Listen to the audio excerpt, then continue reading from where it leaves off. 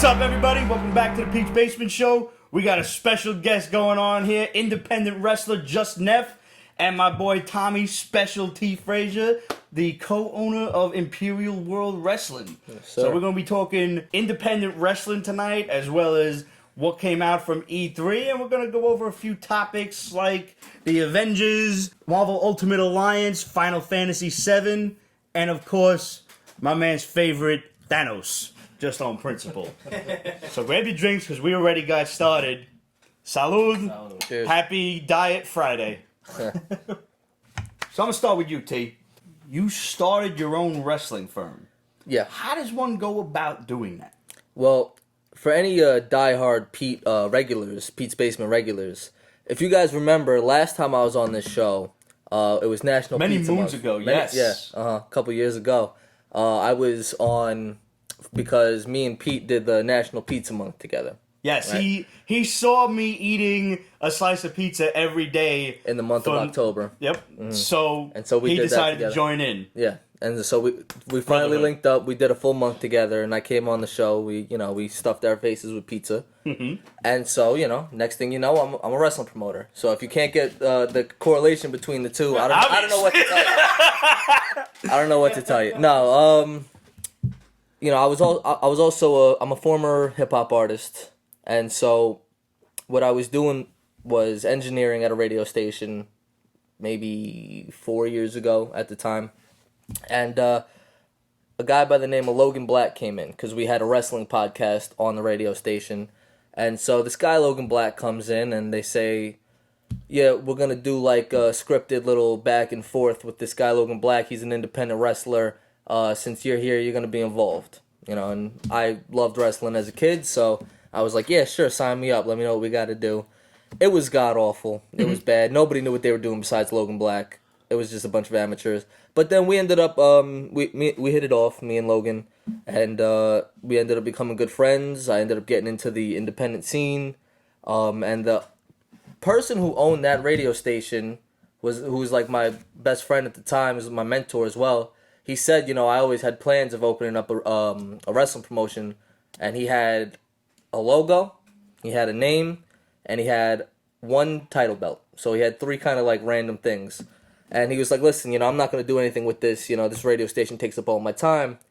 You should run with this. Take it. And so that was about 4 years ago. And with the help of Logan Black, he really introduced me to everything. And it spent maybe 3.5 years, just, trying to pick it up off the ground, putting pieces together. And then finally in the past 6 months, things have really come to fruition. We're really getting it going. We got our first show June 29th. Amani Labels, he's my partner now. He helps me out. He's a co-owner, so he's the other co-owner. And we've just we've been full throttle for about all 2019. 3 years in the making. Yeah. Mm-hmm. Wow, I had no idea you were probably about since the last time that I was here. We were chilling here. Yeah. Wow, mm-hmm. I had no idea. Yeah, that is really dope. To do it right and to do it at the level I want to do it, it takes a lot. It takes a lot more than just slapping together something and throwing it out there. Now you have a promotional video, I believe, on YouTube, right? Yeah, we got them everywhere, but we got one on YouTube too. Do you have a YouTube channel? Yeah. Mm-hmm. Is it Imperial World Wrestling? Imperial World Wrestling. So there's a nice, easy way to find that. And I watched that video that you had sent to me, and it looks like you got a lot of talent just right out of the gate. Oh yeah. One of which is the gentleman over to my right, JustNeph, Brooklyn native. Where you from, man? Bensonhurst, born and raised. All right, nice. Behurst where the guns burst. That's what they call that. So tell me, man, how does one become an independent wrestler? It starts off as a love. You know what? I mean, a lot of it starts off as just a love for the business. I broke in originally going on, I think, around 9-10 years now.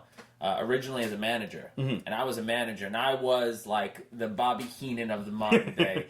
I was wearing. So you were a dick. I was an absolute dick. I was like, I had people throwing. One time, I had an old lady throw like breath mints at me from the other side of the ring. That's some dreadnought shit right there. You know what? And give me a job. Some of you guys know what I mean. But I did that for a while, and while I was a manager, I started training, and then eventually broke in and became who I am today. That's pretty sick, man. So, you've been at this basically in the indie wrestling circuit for like 10 years now. In total, yeah. I've been wrestling probably around going on 4 years now. But I mean, in the business for a while. In the ring, or like doing like the crazy backyard stuff. Even that's before even I was a manager. I used to wrestle, over in Sunset Park in Brooklyn. We used to wrestle into the train station. Having cops kick us out because they thought we were fighting. So I've loved wrestling for a long time, and it's always been a part of who I was. So is this always a dream, or was this kind of something that like you fell into, decided office work ain't for you, I think office work has never been for me. So, but I mean, honestly, I think it's something we've always loved. The first time we started like wrestling, I was like 8th grade in Boy Scouts. Me and my friends used to go to our Friday Boy Scout meeting, and then we would go after that. We would set up chairs with like cardboard for tables, and we would wrestle after the meetings. And it's been in me ever since. Nice. So, see, I can attest to that because by the time I was in around senior year in high school, my friends and I, shout out to Vinny, Squee, and Ramon, Ramon. Yes, we call him Squee. Yep. We used to just put each other in wrestling moves to see what hurt. But pretty much just submission moves. And the thing I've noticed over the many wrestling moves that I have been put in, the figure 4 hurts the most, I think, as far as I'm concerned. Yeah. Because I just think I can't get that, like, when it's done properly, and even before it's like they lock it in up here. Fuck, man, it really feels like you're gonna snap at the knee. Don't worry, stay tuned in because a couple more of these, and JustNeph's actually gonna put Pete in a figure 4. I was gonna have him. I was gonna ask, which I mean, at some point this was gonna happen. We were gonna move the tables. It was gonna fucking. Oh happen. no, I'm gonna put you through the table. No. This is the only table in the basement. We gotta spare the table, man. I got a ladder upstairs. Maybe we can have some sort of ladder match or something. I don't know. I'll put like, hey, now that's an idea. Look at the gears. Wait a minute. Do you see the hamster just got on the wheel? What if we get like the Pete's Basement Tag Team belt, and I'll put like a comic book on top of the ladder. If you're sponsoring it, we'll make it happen. We could possibly work something like this out. Yeah, Everybody in the audience is like, how do I get in on this shit, yo? A couple more of these, and Pete's gonna be part of my creative team by the end of the night. I'm gonna wake up in the morning like, fuck, what did I do? Bro, I got all these storylines booked. You seen John Cena with that spin kick shit, right? You know I got that on lock. So. Oh yeah. Oh yeah. Oh, come on sure. now, you know. All right. So while we're on the subject, every wrestler has their signature move. Are we allowed to know yours, or do we gotta wait for the show on the 29th? Oh no, listen. I think that for me, I'm like, you check every social media. I make it very evident that I come with a toolkit. Okay. You know what I mean? For me, my finishing move above all else. What does every problem have? A solution. So my finish is the solution. When I put people away with that, they stay away. And if I don't happen to break it out given the circumstances, because the thing is, I'm a chess master. That's what I come to the ring with. Everybody's got weaknesses. Everybody's got vulnerabilities. Everybody makes moves. I'm always trying to think 2, 3, 5 steps ahead. So if it's not the solution, I got the capture kick. And the capture kick will literally kick your soul out of your body. Okay? And if I have to, and I feel like the mood is right and everything links up, and I gotta make you tap, that's where the Infinity Lock comes in. Ooh, you'll figure that out soon enough. And the Infinity Lock is inspired by the Mad Titan himself, so you know that it has something behind it. I'm looking forward to seeing all of these, and possibly being put in at least one of them before the night is through. We shall see. So now you are obviously a comic book fan, because otherwise you never would have heard of the Pete's Basement Show in the first place. How did you first get started on Thanos? Thanos actually happened, so it probably happened, I want to say, a little after the MCU started. Before Thanos was even a thing. I had always been into comics, and certain characters always jumped out at me. Moon Knight was always a character that jumped out at me. So certain characters, that's a good one. Yeah, like I've always liked the popular yet obscure characters that like have some deeper meaning. And I remember reading the Infinity Wars and reading the original like Infinity Gauntlet coming out, and Thanos just like, I was like, yo, he is so badass. Like everything about him, and like he's like layered. There's like layers to him. He's not just like bad because he's bad. You know what I mean? And I fell in love with him. And as I started collecting some of the, you know, the stuff that they had from the comics, that's when like his started appearing officially in the MCU, and like his stuff started coming out. And then at that point, I decided that I had to have everything Thanos. which to me is a feasible collection. It might take me a little while. so, yep. But it's not like I'm trying to collect Spider-Man or something. Like, right. I can run out. And when I do, then, I'll retire happy. You've got a few big war horses. Right, yeah. Iron Man 55, the first appearance. Yep. The sideshow statue, of course. Everybody knows that one on the throne. Excuse me. I saw that in person at Midtown Comics, and it's just... I wasn't totally wowed by it until I saw it up there, and I'm like... Yeah, it's the sight. Yeah, it really is. And I mean, there's a few Bowen statues as well. Thanos has always been one of those really fascinating characters because, like you said, he's not just in this to be evil. If anything, he is the embodiment of all of us because who, at least in the comics, who has never been in love in their life? And I mean, who has never loved the wrong woman in their life? You probably shouldn't have fallen in love with Death. Right. Maybe that was probably doomed for the rest of the entire universe. Right. Yeah, there's pretty much nowhere to go after that. No. There's really nowhere to go. My ex is Death. Yeah, exactly. I'll admit to that. It's like, you really need to bring a lot more to the table, and I just don't think it's going to happen. So now, you said you've been into wrestling your entire life. Right. Who were some of your inspirations growing up? Who were some of your favorite wrestlers? So I think for me, my Mount Rushmore of guys that I've always looked up to would be first and foremost The Undertaker. Okay. He was as a kid, I was a Hogan baby because 80s are running wild. Yeah, of course. So I have those. Take your vitamins, brother. Right, exactly. So I was a Hogan baby, but Taker was I think where I was coming into my own. I was like, oh man, there's something about him. And I remember being a young kid playing wrestling games, all I ever did was create the creator wrestlers. They were always dark characters that were part of Undertaker's army. Every one of them. So he was one that stood with me from the beginning. Him and Jake the Snake. Jake the Snake I loved. There's an attitude to him. There's a tenacity to him. There's an aggressiveness. And I always loved that. And then as I got a little older and I watched a little more wrestling, Hayabusa and Jerry Lynn. Those are my go-to guys for everything that I love. All right. Of course, everybody on my list I can never actually have a match with, but that's you never wrestle your heroes. So. That's true. But you can meet him because I actually had the privilege of meeting Jake the Snake at a convention one time right here in the city, and that was a lot of fun. Unfortunately, didn't stick with him. I would say Roddy Piper was next to him, so I would say that's about 4 years ago, give or take. And he was super cool and really tall. He's really tall. Yeah, he's a professional wrestler. If you guys know anything about Jake the Snake, he's a very inspirational tale. The man dealt with a lot of substance abuse, and he bounced back from it all. That's why I asked, because about 4 years ago was probably around the time where he was. I think he had DDP yoga. And stuff he had just come out of a hole and he started to do appearances again. So. You know Diamond Dallas Page? Yes, I do. He if you know Jake the Snake story, that's Diamond Dallas Page is an integral part of that. Fucking saved his life. Saved a lot of people's lives. That Razor DDP Ramon yoga is fucking. That's some next level stuff. My cousin, who is a super huge wrestling fan, she finds out where all of these cats are going to be and goes to the hotels and just stands there just hoping to see somebody.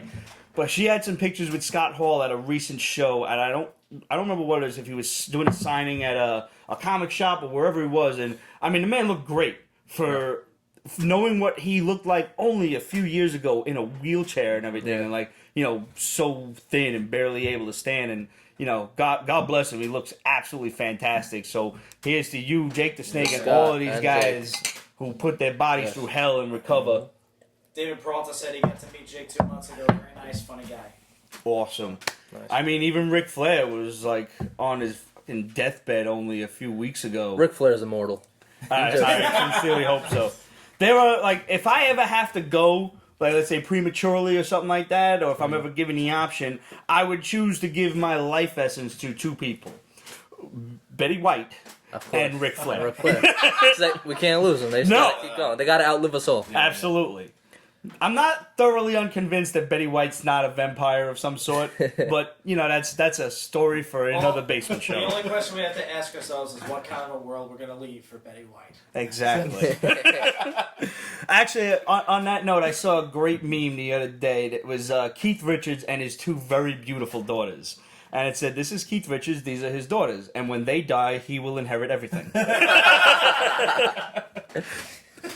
So now, you have a lot of fights going on this card for the 29th. Yeah, it's a very stacked card. I'm very proud of it. What do we got here? Well, in addition to JustNeph versus Killian McMurphy, We'll get to that. that is only one of 4 Imperial Invitational matches. The Imperial Invitational, it's a tournament. Well, it's more of an invitational, obviously, but it's a tournament of sorts. It's going to be held once a year by Imperial World Wrestling, IWW. That's the name of our promotion. And so Neph and Killian, they'll be wrestling in one match. Logan Black, the aforementioned Logan Black, and Aaron Bradley will be wrestling in another match. Isaiah Wolf and Dorian Robinson, all the way out of Texas, they'll be wrestling in a third. And our main event will be Jordan Oliver, young upstart, rising star, versus Danny Limelight, who will be making his New York City debut. Never before seen in New York City. He's only wrestled out in California, out on the West Coast. He's making his debut in New York City. He's a phenomenal athlete. They'll be main eventing the show, so you want to come. It's historic. It's his first ever match in New York City. Booked by me. We got a stat card. That's just the Imperial Invitational. Anthony Gangone is wrestling in a match against a mystery opponent with which, if you have been reading the tabloids, you'll see it's been announced it's former Impact star and former NXT star Bram. He's currently with Tried and True Pro Wrestling. He'll be doing a one-off appearance with us, so he'll be there. That'll be the special attraction match of the night. And Gordon Brothers will also be in action, and Anthony Silva, Kono, they'll also be in action as well. So it's a stacked card. We've got a lot going on. We've got a female fight too, right? Yes, we've got Damaris versus the Ultraviolet. She's from House of Glory. And so that was a little change in participants. She'll be in that match now. But we also have musical performances as well, because me being a former hip-hop artist, everything that's being done is being done through indie music. All the theme music for these guys, everybody's getting their own original music. That's cool. Yeah, because I've got such a strong network of independent artists, and I figure, these guys are in the same market as independent wrestlers. Why not help each other out? Absolutely. It made too much sense to me, so I'm putting on my indie fam in both markets, the wrestling and the music. So it's going to be a lot of indie performances, a lot of musical Basement Show happens performances. to know of quite a few talented musicians, so maybe we can talk about that we'll at a have to later talk time. about that. Hell yeah, definitely. Always looking for more. If any independent artists are watching, any bands, rappers, anybody, electro DJs, producers, we're always open. So submit your music. We're always looking to find new music to go with some of these talented indie wrestlers. But so it's going to be a lot going on that night. It's got a lot. So That's what you're it. saying is Stacked I gotta card. finish a couple of songs then is what Yeah, you're that's pretty saying. much what I'm saying, yeah. Look at that. We're forming already. So now this show is going to be at Martin Luther on June 29th. Martin Luther School. It's over here in Maspeth, Queens. It's for any indie goers. It's in the same neighborhood as the Elks Lodge. A little bit down the way, maybe about 5-minute drive from the Elks Lodge. It's going to be the first wrestling event held there in over 10 years. That's cool. Yeah, definitely. We got the whole place. It's going to be set up real nice. It's going to look super cool. It's going to be a really great night. Really great atmosphere. What times the events go down? 7 p.m. All right. Doors open at 6. And we're going to have a meet and greet with Bram. That's going to start either at 5 or 6. That'll be announced. So for information on that, follow us on social media. Imperial World Wrestling everywhere. It's super easy to find. Facebook, Instagram, Twitter. Super easy to find. And if anybody wants to come, how much are the tickets to get in? Tickets are $20 general admission, $25 for the front row. Front row's almost sold out. You got to go online for front row. But you could also buy tickets at the door, general admission or front row. But 20 and 25. Buy tickets at the door, or you can get them online. The link is all over our social media, so any information you need, just follow us on social media. Now here's the question on pretty much every Peach Basement fan's mind. Mm-hmm. Will there be booze?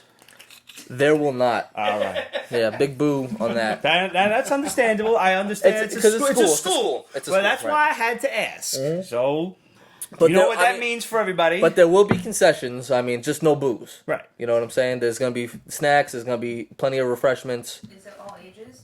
All ages, yeah. All ages on the show. Mm-hmm. So what that means is do all your boozing before and after. So now you have a match against this dude, Killian McMurphy. That's right. Who's this cat? He is the shooter. the shooter, Killian McMurphy, and I hope you're watching, Killian. The Shamrock Shooter. I hope you're watching. I hope you and your Shamrocks and everything you got planned are watching, because the truth of the matter is 6/29/19. That is the date that the war will begin. I'm not coming to the show to put on a great performance and let it be there. No. This is an invitational. This is a chance to prove myself. This is a chance to show Imperial World Wrestling and the world, as mentioned, that the strategist has arrived. And Killian, you are the roadblock. Now, the thing is, I've seen what you can do, Killian. You are aggressive. You are tenacious. You are a pit bull. Well, he's Irish. It just comes out. He has one of these and it's done. And all the more reason for me to be studying his tape like a hawk. Mm-hmm. Every move, everything you do, the way you blink. I've been studying you. Because no good chess master goes into a match having never seen his opponent's way, the way he thinks, the way he moves, the way he breathes. This coming Saturday, 6/29, the strategist will come against the Shamrock Shooter. And you guys are so blessed because you are going to see two major talents battle it out. And I'm bringing the solution. I'm bringing the capture kick, I'm bringing the infinity lock, and I'm bringing everything else in my toolkit that I have adapted specifically for you, Killian. So I hope you're watching. And I hope that you bring everything as well, because I don't want no excuses when we leave it all out there. You don't sound nervous at all. Nervous. Very confident. The guy who is nervous is the guy who is not prepared. And if there's one thing the strategist knows how to be, it's prepared. Hanging, I'm glad you said that. Hanging in my dojo, as I was training all those years ago, was a sign that read, "He who fears being conquered is sure of defeat." Exactly. I am the kind of guy who breathes Sun Tzu. I am the kind of guy... Glad you said that! Yes, the art of war! Yes. The Art of War is my personal Bible. Guys like General Patton, those are guys that I watch to go to sleep to. All right? I study the greatest generals because I want to be, and I am, the greatest general. When it comes to that ring, when it comes to wrestling, that is my battlefield. And I'm not coming with anything less. Understand your enemy. You want me, like, I just want to wave a Puerto Rican flag and just... Puerto Rican flag paraphrase. So in other words, can we count on you, Hannah, to be with us on the... All right. There you go. Nice. That's what I want to see. Awesome. We will. The Pete's Basement Show will absolutely be there in force. Fantastic. June 29th. Now, your T-shirt. Oh, yeah. Now, this is the logo that Pete's Basement popped up on their Instagram a few days ago when it was first announced that the strategist was coming to the Pete's Basement Show. Mm-hmm. Who designed the shirt? Who designed your outfit? Everything. I want to know. So my original gear design was done by Legit Fit Designs. Is a guy I've been working with for going on 4 or 5 years now. He's done a bunch of my gear. I look to people who say, I'm not an artist, but I have it up here. So a guy who can take it from up here and make it a reality, those are the people that I tend to vibe with. And so I had this guy design my gear, and I had it made, and I've been rocking it, and the chess pieces represent the strategy because that's what I am. As far as the Simpsons reference, I've been a Simpsons fan. Obviously, I'm born in '86, so I've been a Simpsons fan a good hot minute. Bartman was always really, really cool to me. I've been drawn to guys with capes since I was a kid. So every character with capes. So when Bartman was kind of around and I was watching, Bartman was always one of my favorite characters. So I reached out to this guy Extra Cooler on Instagram. He does amazing art. If you guys look him up on Instagram, he does a lot of he draws a lot of the retro figures and stuff like that. Extra Cooler. Extra Cooler, yeah. Okay. And he does a lot of cool stuff like that. And I reached out to him and I sent him pictures of me in the ring and my promo shots. And I was like, dude, can you turn me into Bartman? And he was like, yeah, I got it. And he sent me this picture and instantly fell in love with it. He's super talented. I'm in love with that that logo. That's great. It's really dope. Honestly, even the comic book logo going across the top is dope as fuck. I like the... And they've done that a lot perspective. with a lot of Simpsons stuff anyway. So that similar style, it totally fits perfectly. I mean, And you can this pick is... these shirts up at Imperial World Wrestling 629. I will be selling these shirts. If you want to pick them up, they'll be on sale there. That was going to be my next question. How much for the shirts? $20 for the shirts. Fantastic. I got masks, I got headbands, I got the gear I wear to the ring. You can purchase it. You can be a little strategist, have your little cousins around, running around like little JustNephs. Awesome. Love it. Awesome. All right, so speaking of t-shirts, nobody comes to the Pete's Basement Show empty-handed. So I'm reaching back here, and I got some t-shirts for you gentlemen. Nice. We have this one for Neph. Got the Pete's Basement logo rocking. Awesome. Yep. And T, you said a few sizes larger than that. Yeah. You know, it's funny, too, because I work with a bunch of wrestlers, and we work with merch, and they all like their stuff tight. So they're all bigger than me, ordering mediums, and I got a beer gut, so I'm the smallest one in the group asking for extra larges. It's always ironic. Listen, Yeah. bro, listen. Yes, you've seen large. Endgame, right? No, No? no. Ah. Yeah, I know. I've been You've slacking. seen it, so I've been number slacking. one. Oh, All right. Thor. I know what you're Thank talking you. about. Yeah. All right. So I've at least seen I'm not, enough. I'm not going to spoil it for you. No, like I've you've seen seen enough. commercials by now. Yo, Fat Thor inspired me. You I know, loved it. I know there was a lot of hate for Fat Thor, but Fat Thor was like exactly what I needed for that movie. Yeah. Yeah. absolutely. You know, like if it's a hot take, let it be hashtag hot take. I like Fat Thor. absolutely, man. I just got finished talking about this shit today with somebody. Like, Fat Thor made it okay for me to just give up on this whole six-pack dream that I used to Everyone have. is beautiful. I just need my arms going, and I need my chest to not have tits, because I'm Italian, so it was going to be one of two things. It was going to be pecs or tits. There was no in between. There's no happy Yeah. medium. Yeah. If you ever played I Punch understand that Out, happy medium lockdown. yeah, That's like you played Punch Out, you seen like Super Macho Man doing like like that shit was gonna be one of the two. How you doing on the lasagna? Last time I was here, you said you had to cut down on the lasagna because How does it look like I'm doing? it looks like you're getting enough lasagna. Yeah, no, there's plenty. Good. I mean, Good, man. Live your I've life. tried my best to ignore that natural part of me that just requires pizza and or some sort of macaronis during the week to not go on a murderous rampage. Right. And I find that is better for everyone involved. 100%. Yeah. Great. Live your life. My coworkers Appreciate like who me you are. more. You know, it really just works itself out. So I always make sure I have at least one serving of rice and beans You got it. at least every other week. You know? That became the Puerto Rican seat today. That's- No, that's understandable. I mean, good. rice is to them what macaronis is. No, to us. 100%, of course. I what I had potatoes this are to an conversation. Irish guy. Yes. I was raised on rice, beans, and a meat. That's it. Like, what do you want to eat? Rice, beans, and give me a meat. Pork chops, give me some, some steak, whatever it is. But as long as I got my rice and beans, we Gucci. Every Hispanic I know can cook their ass off, and I love it. Ramon come down here with the pernil. I hope I'm saying that right. Yeah. Pernil, yeah. Yeah, and I'm just like, Yeah. You just start salivating. yeah. What's the pizzeria I need to hit up in this area? In this area. When I leave, because I haven't ate yet today and I'm All drinking right. heavy. What's Where going to do I be gotta on, go? What's going to be open when you guys leave will be Carmine's on Graham Avenue. Carmine's. Yeah. Oh, you said on Grand Avenue? Graham Avenue. Graham I'm Avenue, sorry. okay. Graham, 'Cause Grand if I'm you want me to say it Queens. like that, yeah. I'm from Queens, we so won't Grand hold that against Avenue. you. It's fine. Grand Avenue's right here too. Yeah, so no. confused. Graham. Graham Avenue. Graham. It's Graham, like graham crackers. Yeah, Graham like Avenue. crackers, I know. yeah. You make s'mores. Carmine's. I've heard of Carmine's. Yeah. it's- Carmine's got the little roni cups too, where the pepperoni is like curled at the edges. Oh, okay. And it's nice and crispy. I love that. See, I was the guy, like, my friend had a fire pit in his backyard, right? And everybody's sitting there roasting marshmallows and shit, and me, being the gindaloon that I am, I look over at the antipasto on the table, and I'm like, go and take my stick, start loading it with pepperonis and salami, and I go over by the fucking fire, and these things are curling up all delicious. Like, now I don't really take into account the possibility of the inevitable grease fire, but it was only about 4 feet high, so let's, settle down, Matthew. It's not that serious. You're safe. For the record, absinthe burns higher.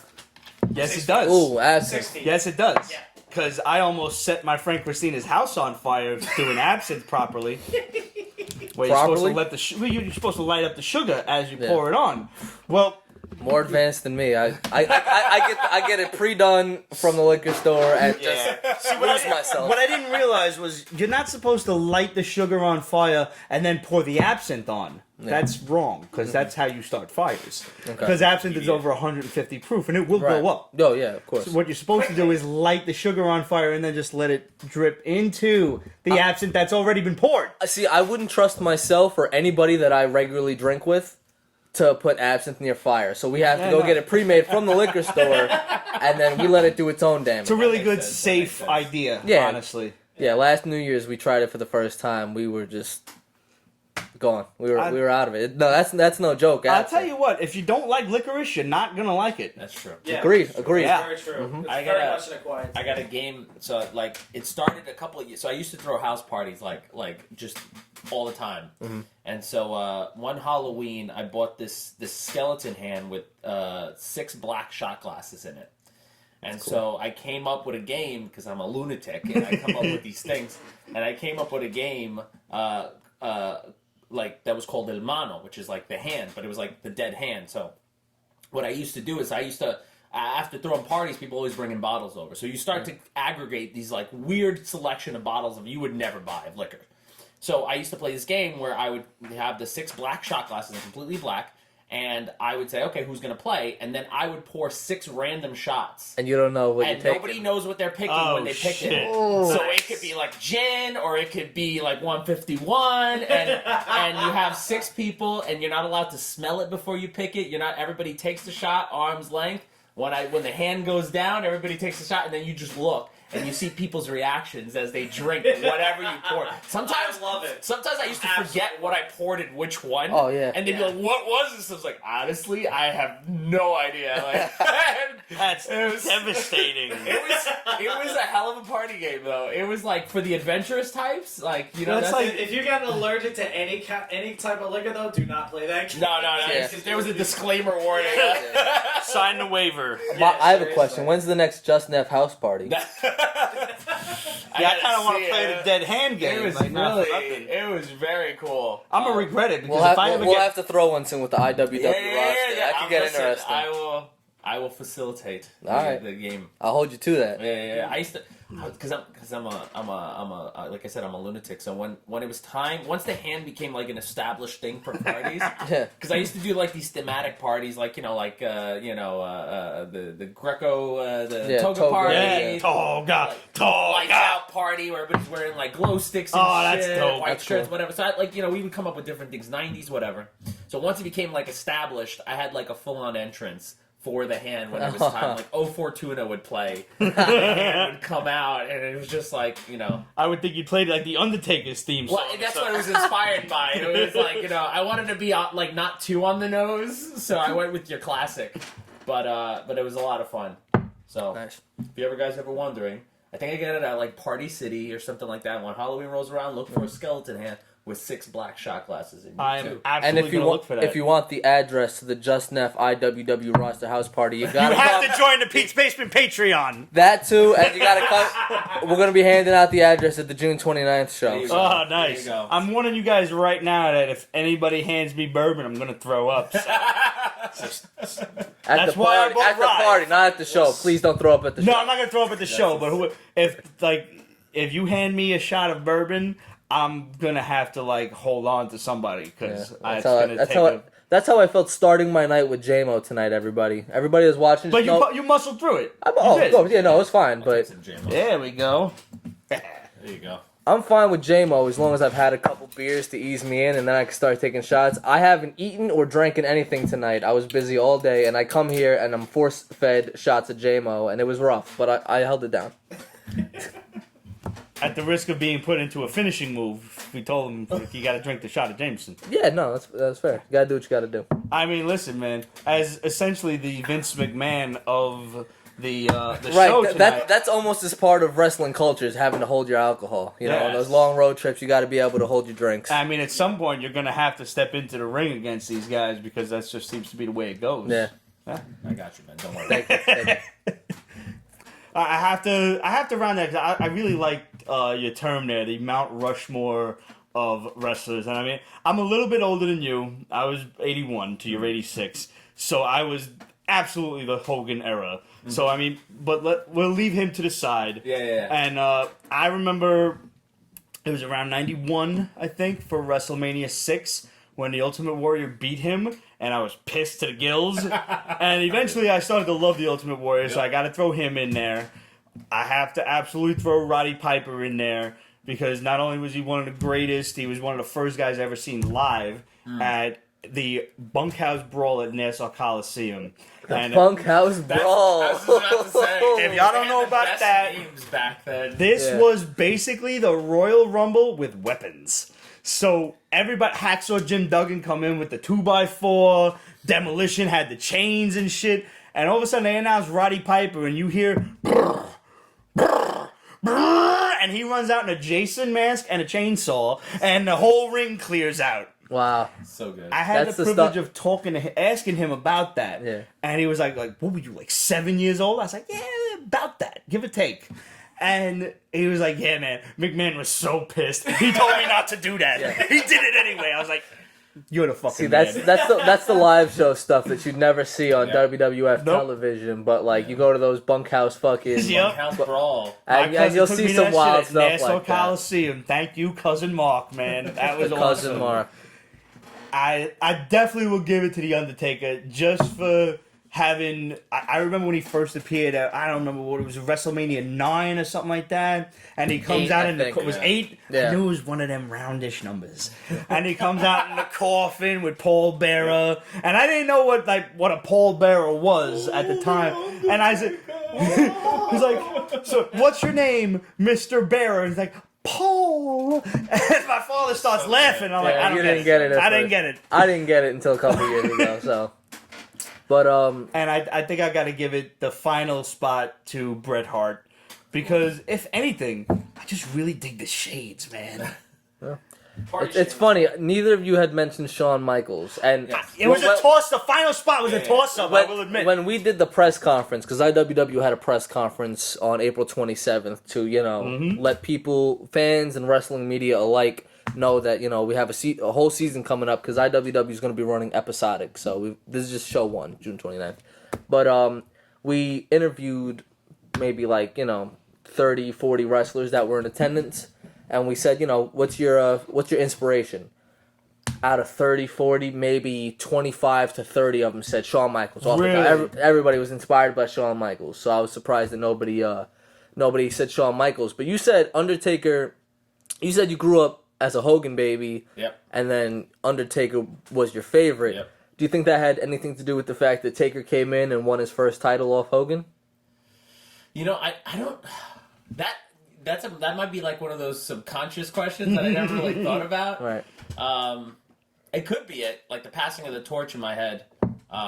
For Undertaker, for me, it was always about I've always been if you do a gimmick and you do it well. Yeah. That's been how many guys have been given gimmicks that you're like, that's so dumb, and then they make it the best thing in the world. Undertaker was for that time where you had clowns running around and you had dumpster men, garbage men, the Brooklyn Brawler, right, Doink, Brooklyn Brawl, Undertaker took something and Gold he Dust, made it, for fuck's sake. he made it something that could be relevant for over 20 years. Yeah. And That's is, the impressive part. That's what it is to me. Now, I say this to everybody who cites Taker as their favorite or somebody that they really liked. What do you think about Kane?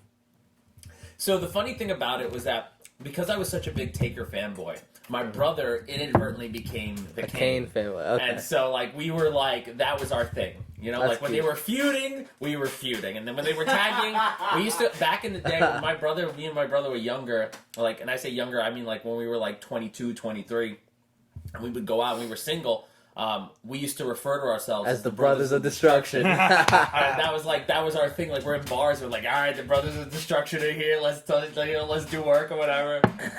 Because that was that's always what it was.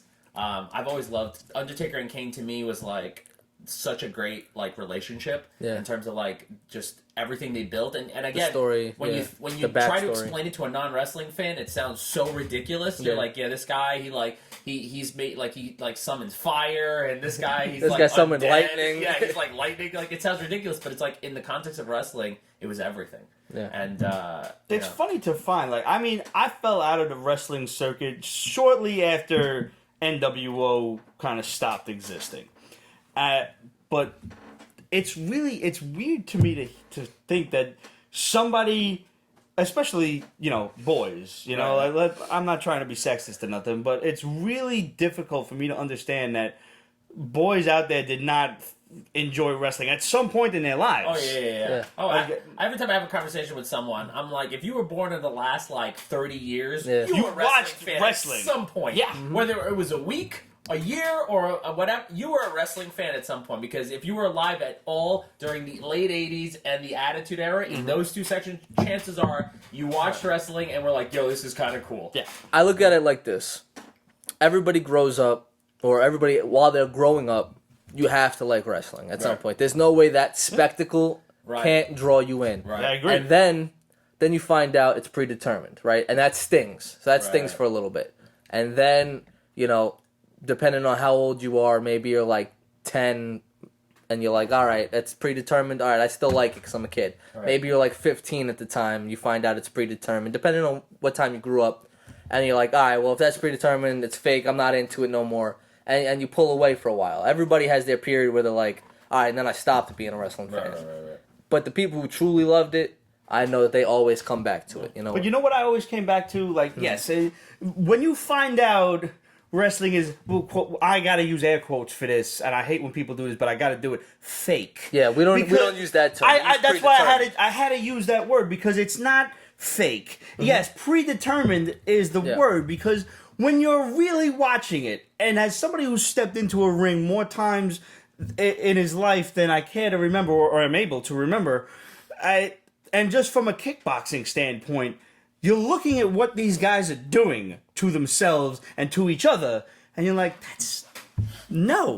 that's not gonna feel good. You're getting body slammed either, let's even just say off the top ropes, because I was a fan before they brought in outside elements, let's say, the table match and the ladders and shit and chairs and things like, when you threw a chair at somebody back in the day, you got disqualified.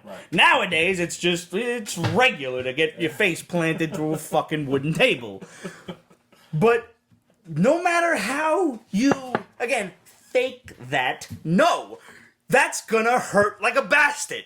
And I watched a great interview going back to Roddy Piper, where he's talking to a dude that I cannot stand, fucking Bill Maher. And Bill Maher's like trying to razz on him and everything, and he's like, "Oh, but none of you guys do all of this stuff, and you swear it's real, and none of you guys got any scars or bruises." And Roddy's like, "Fuck, really? Takes his pants down. He's like, look at this, and it's a bang, just like a bruise from fucking here to here." And he's like, I forget what he said did it to him. It was like one of them body slams off the top ropes or something. Yeah. And Bill Maher tries to get on him, and he was like, whether you banged up or not, like, I don't go taking my pants down in front of other men. And he's like, "Oh, really? How'd you get the job?" Roddy Piper, man, That's one. he's one of the wittiest, most clever persons. Fucking right out of the gate, man. But yeah, like that's the fact of the matter, is when you really start to think about it, and when you have a background in any sort of fighting or wrestling or jiu-jitsu or anything like that, you realize that these guys are getting banged up. Yeah. Like, how do you deal with that? Like, how do you even recover from something like that? Is this do you spend a weekend in an ice bath of Epsom salt and shit? I mean, so we're first and foremost, we're athletes, right? So we treat our bodies like how athletes. I mean, obviously, right now, Hey, whiskey. everybody's Coke, got a party every now and right, then. But on the regular, I see, for example, I see a chiropractor every week. Sports massages, ice baths. Besides the dieting, the going to the gym 5-6 times a week and all that it takes to be be an athlete. Our bodies are it's one of those things where you work, or every wrestler is always in pain. There's not a wrestler who is wrestling consecutively who's like, yeah, you know what, this doesn't hurt at all. Like, everybody has something, there's a bad knee, a bad elbow, my bad shoulder. But it's part of the job. We work through the pain. You look at it as this is a job. So you treat yourself like how a professional athlete treats themselves, and that's, you know, self-care and things like that. And, you know, like that's why a lot of guys have picked up yoga. You know, back in the day, yoga was like, yoga, whatever. What a pansy. Right, and now DDP comes out and he makes yoga a little more acceptable, and people are seeing that there's like things like yoga have actual benefits to your body.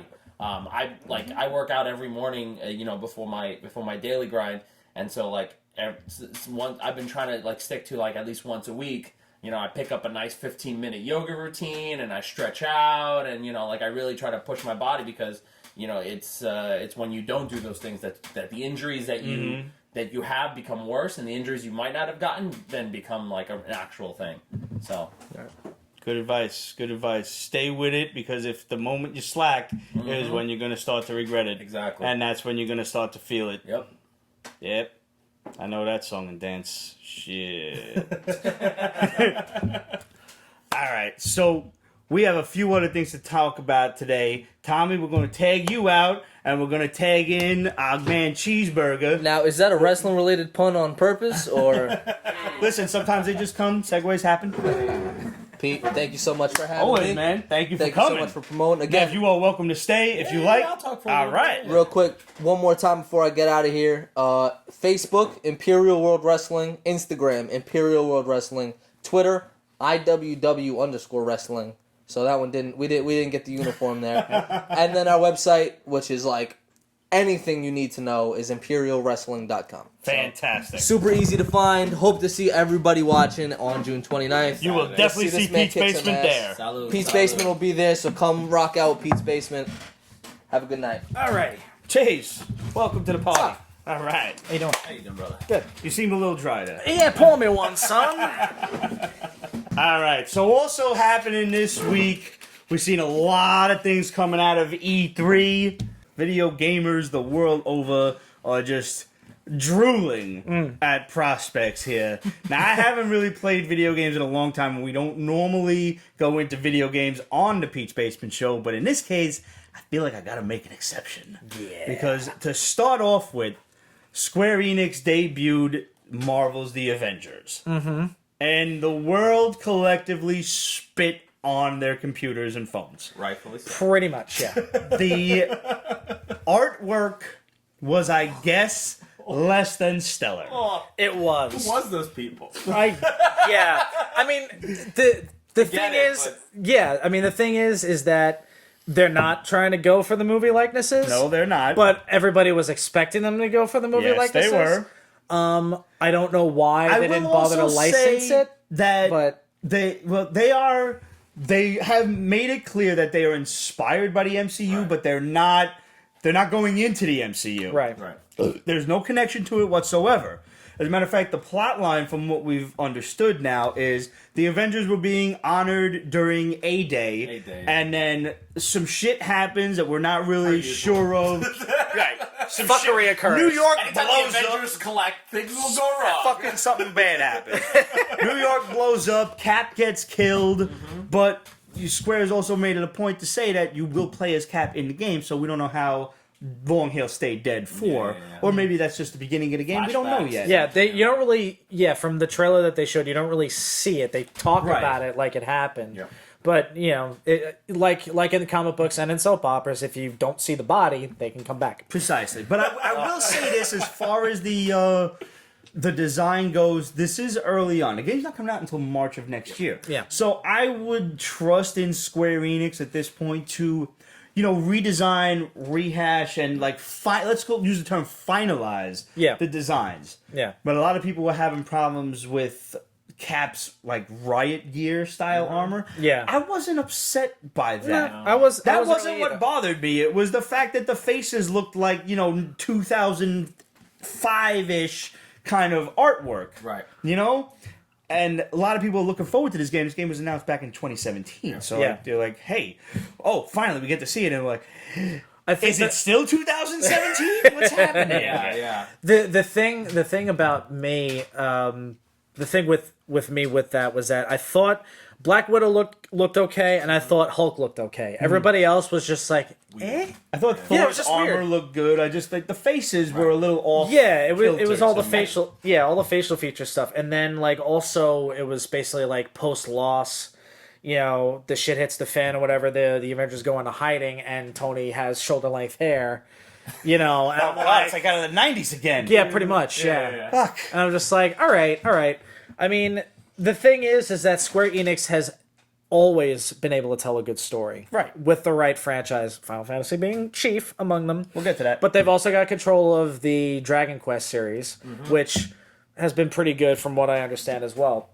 So they're all about lore. So if they stay true to the comic books, I think it'll be a good story for the game. I think it's going to be a great, and it's going to be an evolving story. Yeah. They've used the term living world before, and that's like, that's basically like their code word for saying it's going to be an open world game eventually. Yeah. With all, there's going to be updates. They're going to have New Age Marvel heroes. Yeah. That's what it's going to. new characters, new missions, new worlds to explore. You're going to have your core Avengers in the beginning, but eventually I'm sure you're going to have the whole gamut of Marvel heroes. They're probably going to do this the way they've done games like Destiny, where you go through a campaign, to unlock the rest. And it's not technically Destiny itself is not like open world, but you can fly to destinations and do shit, right? On the fly. Kind of open, Yeah. So what I think is going to happen, they're going to have a bit of a hybrid, I think, with that, where you have your DLCs with character packs and things like that, and then you can introduce them and basically, pick them and then go and do stuff with them. I mean, I think personally, the biggest issue that happened here was timing. And you had Endgame. Endgame is still very much relevant. Yeah. So everything in the MCU is very much recently burned into our minds. Especially because the only movie I think that's coming out for the rest of the year for Marvel is Spidey. Right. Spidey. Right. So everything we're thinking is Endgame. So when we think of Tony Stark, we're going to think of what we think Tony Stark looks like from the MCU. Like Cap and so on and so forth. So this game to me was I understand the E3 release and E3 release whatever. What I personally, and maybe what do I know? What I would have done is possibly done character portraits ahead of time, like a shot of Captain America as he will look in the Avengers now, so that people have time to digest that, and they're not going, an Avengers game, he doesn't look like the MCU.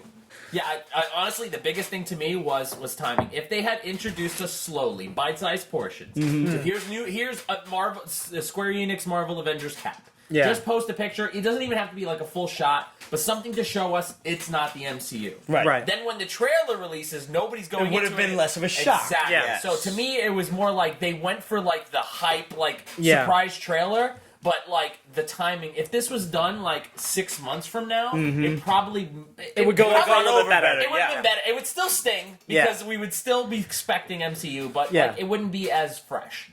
And I think that's the biggest issue that I had with that. Oh, thank you. Because it's not like Square has any reputation for not having amazing looking characters. Exactly. And doing amazing looking art and everything. Now, the interesting thing is that they're kind of playing hopscotch across the line of whether it's MCU or not, because the opening shot of the trailer is the Avengers Tower looks very close to Stark Tower in New York. They said inspired, right? But it's in Frisco because you see the Golden Gate Bridge and everything else. So it's playing around with it, which is really interesting. So again, they're aware of what's going on. Right. So I would think, they would probably go the Sonic movie team route if there's enough backlash about I think about how they look. Make his eyes bigger. Yeah, make his eyes bigger big. and don't let him have toothpicks for legs. Like the motherfucker's a sprinter. But he always had have some toothpicks for legs. volume. It was just you got to join the eyes together. That was the major thing. He had teeth, didn't he? Yes, he had teeth. Sonic only eats baby food. Don't you understand? So this game is being developed by Crystal Dynamics, the same people who created Tomb Raider, and there's also work from Eidos Montreal, the folks that made the Deus Ex games and the last Shadow of the Tomb Raider. Yep. And basically, they're intending this as a lasting project. Like we said, there's going to be updates, there's going to be new worlds, new characters, missions, and they're treating it like a part action, part RPG. So that one of the quotes was to master extraordinary abilities, customize your heroes to fit your playstyle, and combine powers after all, which sounded kind of RPG-ish. And we also know that you can unlock powerful skills and new gear to build your ideal Avengers. Yeah. It sounds to me like Square Enix is taking what Marvel Heroes was, and if you guys ever played Marvel Heroes, Marvel Heroes was basically Marvel's answer to like Diablo. And I loved it, by the way. Bought Moon Knight as soon as he came out. And I played the shit out of it. But like, that's what they're like. Let's take that like aspect of open world, and I think it's also because like the way they're describing it is the new trend of games as a service. Which is like, let's create a game that is like a living thing, and we're not creating sequels, but rather just releasing content and streamlining it to our customers. Yeah. You know, I'm not gonna write it off because I am a Square Enix. Like, I love Square Enix and I love Marvel, so you know I trust them. And, you know, I probably will get it when it comes out. What I will do a week after that, I do not know. But like you say, it really comes down to the trust factor, and I do trust Square. Yeah. And that's, you know, we'll get in a little bit more to that in a moment, but I want to just segue from Marvel, from PlayStation, Xbox, and whatever this system, this game is coming out for, to just exclusively the Switch at this point, and talk Marvel Ultimate Alliance 3, The Black Order. If you have played a Marvel Ultimate Alliance game before, bro, you know that this is, they really are. Yeah. This is one of the most fun, just all-inclusive Marvel hero games ever, because you basically get to play as everybody. And you know, while all of your favorite heroes are on screen, you can just click the little button to one of the buttons somewhere and switch to another hero that's on the other side of the screen over there to kick this guy's ass instead, and use all sorts of special moves and shit. This game runs the gamut of having every hero at your disposal. Yeah, and the beautiful thing about that was that you could create a team of 4. So it's up to 4 players. And it's like, exactly. Everybody can actually experience what would it be like to have your favorite Marvel characters on a team together. Yeah, and just see how much mayhem you can cause. So, like, I mean, this might be enough to get me to buy a Switch. Silver Surfer, Nova, throw in. Oh God, throw in Cap for good measure, because I love me some Cap and Spider-Man, and you know, like watch him go. And nuts. I mean, this has got to be right up your alley, because the bad guy, the main guy, is man Thanos. So the first thing when I saw the trailer, the one thing I asked myself is, okay, I know it's not canon in the game, but would I be able to play as Thanos? Because that's all I ever ask myself when a game comes out and he's in it. But like Ultimate Alliance, and like you have to like think about like Ultimate Alliance affected the way the MCU was put together, because there was, I think it was the Age of Ultron, when Iron Man and Cap, when he does the blast into the shield, and that's like straight out of Ultimate Alliance. Yes, it was. That was one of their combo moves. So when I saw that, like, I remember I was sitting with my wife, or fiance at the time, and whatever, we're sitting down, and like that scene happens, and like I grabbed her hand so tight, I was like, oh, God! Like, that is it. She's like, what? I was like, that's from the game. Like, she was probably like, you are such a dork. Yeah, she's like, I don't know what the hell you're saying, but it's like that. Like, to me, that speaks of where Ultimate Alliance has always played a role in like Marvel. Like, Marvel sees that like that game, the synergy between the characters, like. That's stuff they can work with. And I can only imagine, like, the tag team moves or the 4-player combos that you can come up with when that game comes out, and you're just like, oh, Cap throws his shield, and Iron Man, like, pushes it into Thor's hammer with smash. Like, you know, like, whatever is just, you know, like... You've got endgame-style choreography going on. Blasting the shield around with the hammer. I will be that guy on the train with my Switch, just like, I mean, not for nothing, I need to get me one. One of my absolute favorite Marvel games ever was Marvel Superheroes, the fighting game back in the day that came out right after X-Men Children of the Atom. It is the reason why we have whatchamacallit? NBC? NBC. Marvel vs. Capcom. Yeah. Absolutely. I bought a fighting stick just for that game. Yep. Literally, like on the Xbox 360, I bought the arcade stick because I was like, I'm gonna do this right. Yeah. My buddy Nas has 2 Mortal Kombat fight sticks for exactly that reason, and I suck at Midway games. But I've bought every iteration of Marvel Capcom that has come stateside. I just got finished buying Infinite, finally. It was like $25 on Play. I was like, I'll take that now. All of the characters, everything, gimme. But we have still never seen Marvel Capcom 2, which is arguably the best one because it was the biggest roster. But more on that in a moment. Marvel Superheroes was awesome because I loved also when they put the special move, the name of it across the screen. Yes. Yeah. And when you did that Maximum Spider and that shit showed up, and I remember, and I don't know what issue it was, but I fucking remember reading it. Mark Bagley was doing the art in Amazing Spider-Man when all of a sudden he jumps on the wall like this, like in the pose, and then the second scene is a splash page of bang, bang, bang, he's bouncing off the walls, kicking the fuck out of this guy, and I'm like, that's the fucking Maximum Spider. He just did the fucking move in the comic. He fucking did it right there. And I lost my shit. Yeah. God, I wish I could remember what book that was. Subtle fan service. God, there's a your couple fan of them. services. That is exactly it. There's a couple of them. Like I don't remember specific instances, but I do remember seeing shit like that where I was like thinking back. I'm like, yeah, it's pretty reminiscent to when he beat the shit out of the lizard or something like that. You know? Now, I decided I had to look up as much as I could possibly find on this, and let me just read you down the roster of playable characters. Now, this includes the DLCs and also expansion packs and everything that they've already said are coming out. There's a Fantastic Four one, there's an X-Men, and there's a Marvel Knights expansion pack that you can get with the pre-order. So we've got, in alphabetical order, Black Panther, Black Widow, Captain America, Captain Marvel, Crystal from the Inhumans, Nice. Daredevil, Deadpool, Doctor Strange, Drax the Destroyer, Elektra, Elsa Bloodstone, who if you've seen the trailer and you've seen the broad running around in the trench coat and the shotgun on her shoulder, that's fucking Elsa. Yep. Falcon, Gamora, Ghost Rider, Groot and Rocket, Hawkeye, Hulk, Human Torch, Iron Fist, Iron Man, Invisible Woman, Luke Cage, Magneto, yes, Yas. Mr. Fantastic, Miles Morales, Spider-Man, Ms. Marvel, Nightcrawler, Psylocke, Scarlet Witch, Spider-Gwen, Spider-Man, Star-Lord, Storm, Thing, Thor, Venom, Wasp, and Wolverine. Now, that aside from like I don't know how many that was. That's got to be like 30 like the characters, initial two, right? That's That's the initial, big- yeah. yeah.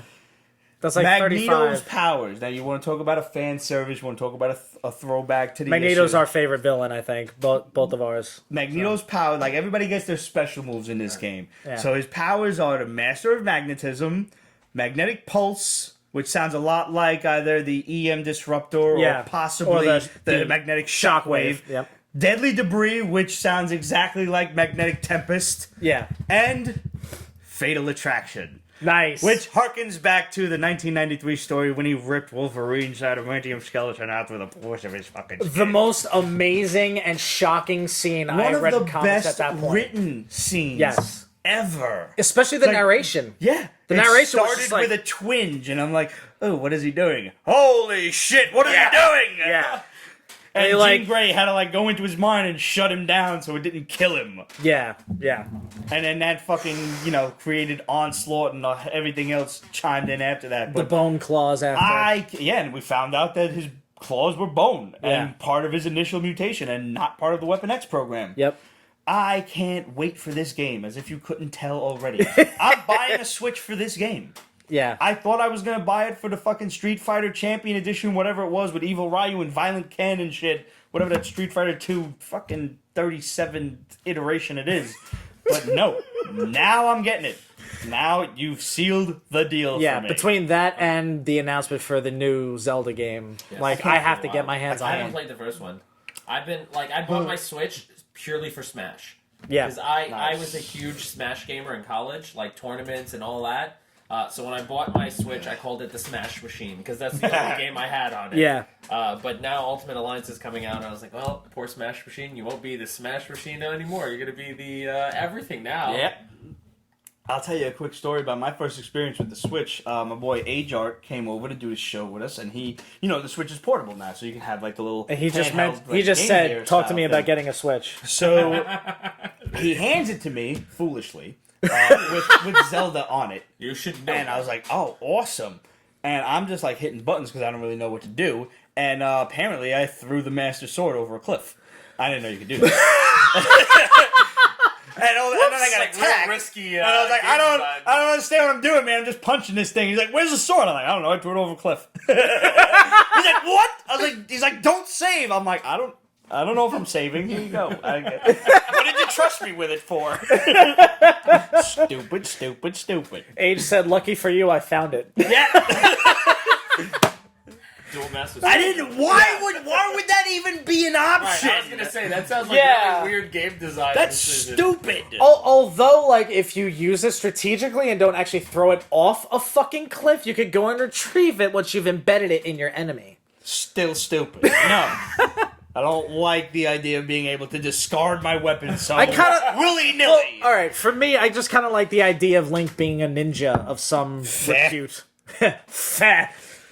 Let's move into before we move into that, let's talk about Marvel superheroes a little bit more. Have you seen these new arcade cabinets from Arcade 1-Up? Oh yes. Oh Yeah. As soon as I get the rest of the basement cleaned up, these are coming home. They are mini arcade cabinets. They're wide enough, but they're a little short. They're about 4 feet high, give or take. Maybe a little bit less than 4 feet.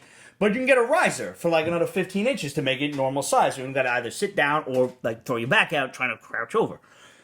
They had released stuff like there was a Street Fighter cabinet with all sorts of Street Fighter 2 and Alpha, I think. There's a bunch of cabinets out there and even tabletop There was like the old ones Atari with ones package. with like Pac-Man and all asteroids and shit. All the classics.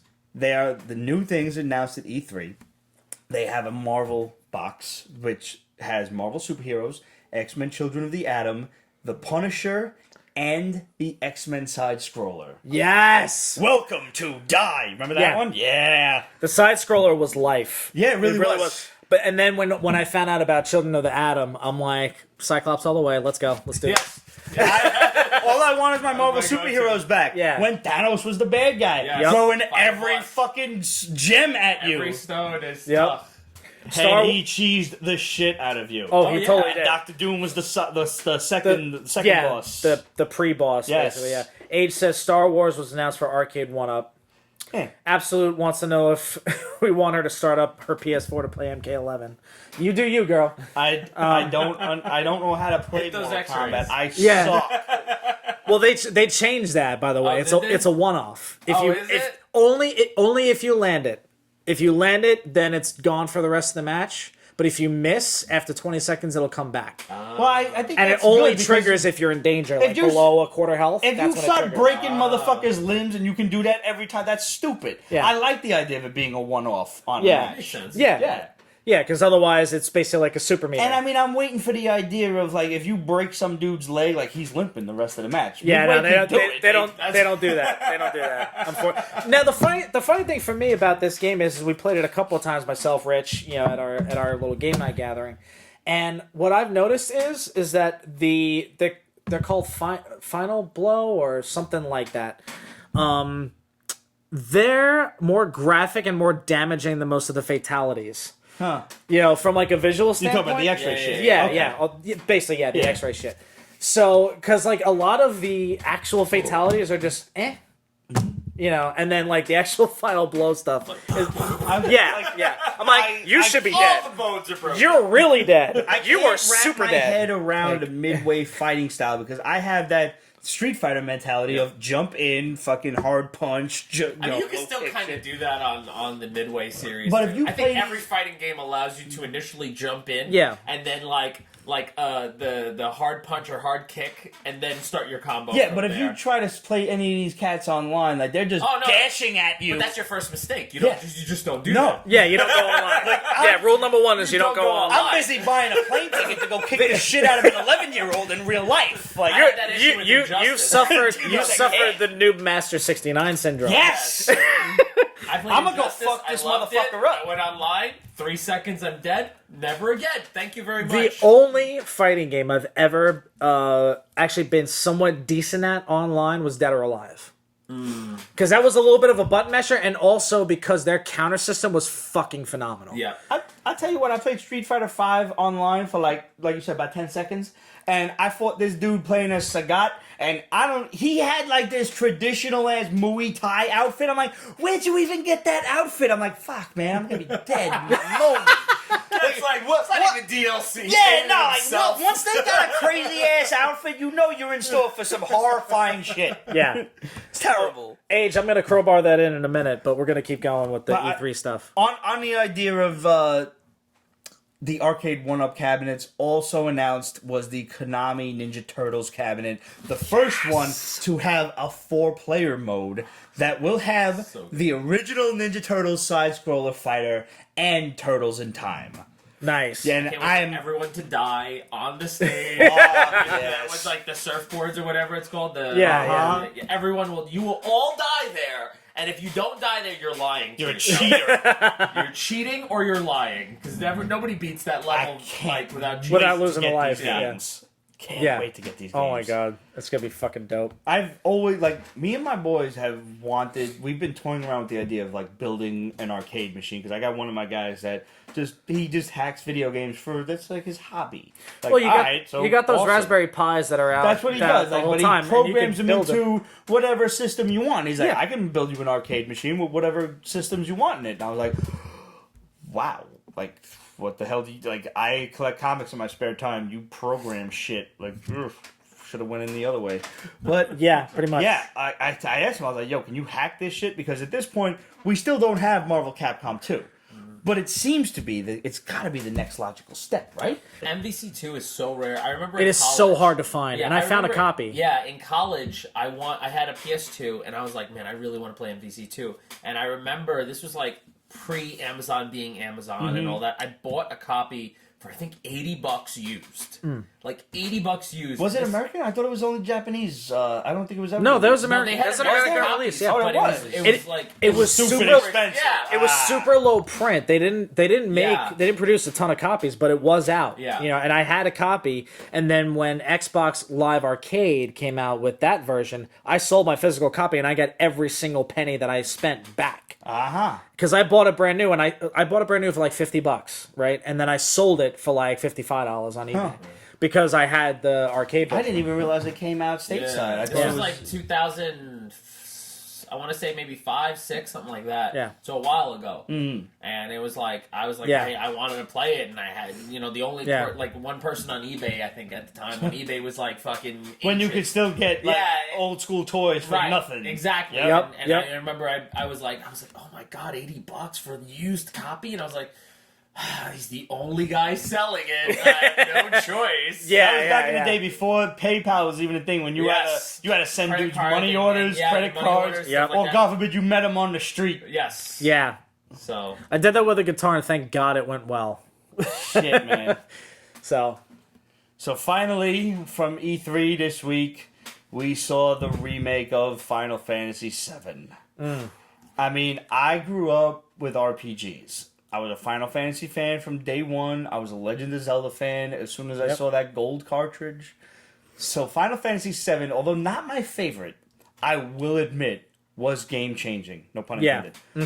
The idea of a multi-disc system, a game so large it took 3 discs to complete.